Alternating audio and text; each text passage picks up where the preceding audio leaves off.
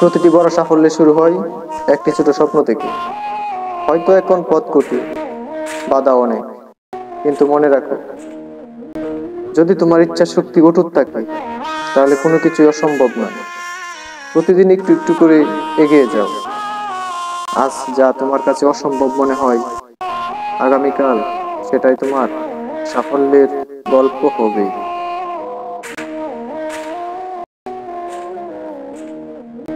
হতাশা আসবে, ব্যর্থতা ঠেকানো যায় না, তবে তুমি চাইলে এগুলো থেকে শক্তি নেওয়া যায়। একবার পড়ে গেলে সেটা কোনো সমস্যা নয়, কিন্তু উঠে না দাঁড়াতে পারলেই সেটা ব্যর্থতা। যারা ইতিহাস গড়েছে তারা অনেক কষ্ট করেছে, কিন্তু হার মেনেছে না।